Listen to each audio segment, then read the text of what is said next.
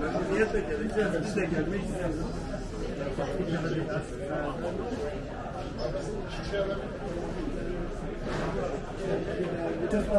Gel sağ ol. Gidiyor ama o fark yok. Gidiyor ama o fark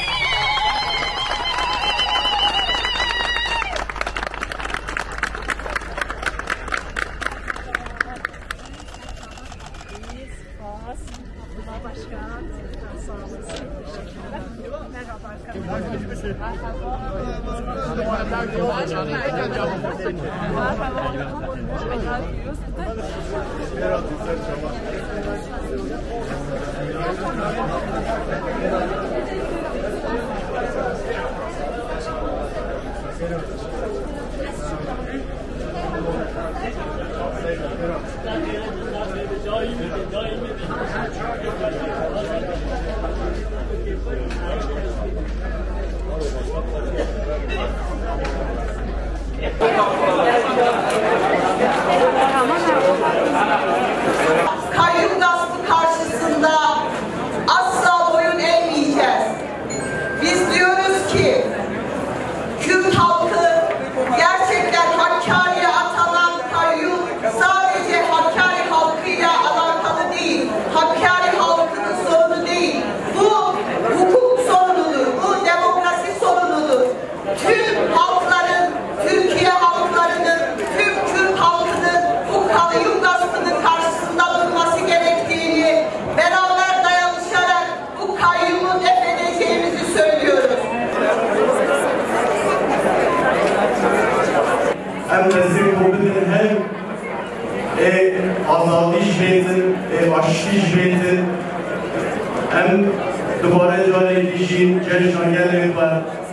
Cejna hemalin payı birtikeyi, cejna tevayı Allah etmeye biliyoruz ki hem revajoya geldiğin da derbazları, o dızanın mehcuratını derbazsız, benim mücaretini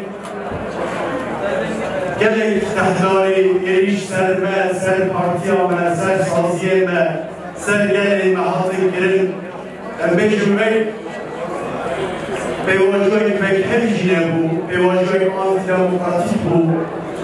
AKP, Nazırlı, AKP, Çen, Devleti, Ülkanı, devlet işi şurasının, gerek fealdan, gerek para kalan girin, devlet, gelmeyi müelliran, gelmeyi cari birinci parti alfa, nezbetfa, bırak merkez, Bajeri Bekibani, her çardak şanelarışı ders yerin.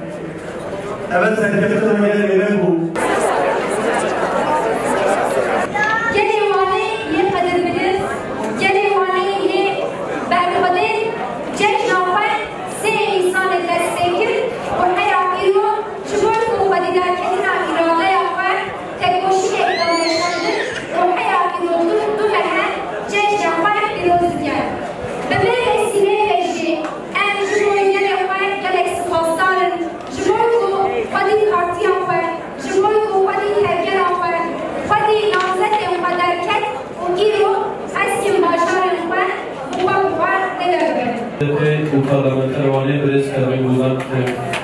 Van halkının iradesine sahip çıkmak için Büyükşehir Belediye'mizi halkımızla birlikte partimizle ziyaret ediyoruz. Kürt halkının iradesine saygı duymayan, Kürt halkının kazanımlarını, Kürt halkının iradesini, kimliğini, kültürünü ve bütün değerlerini hiçe sayan Türk halkına karşı bir düşman hukuku sergileyen bu zihniyete karşı bugün bir arada olmamız ve Büyükşehir Belediye'mizi halkımızla birlikte ziyaret etmemiz Ankara'ya büyük bir mesajdır.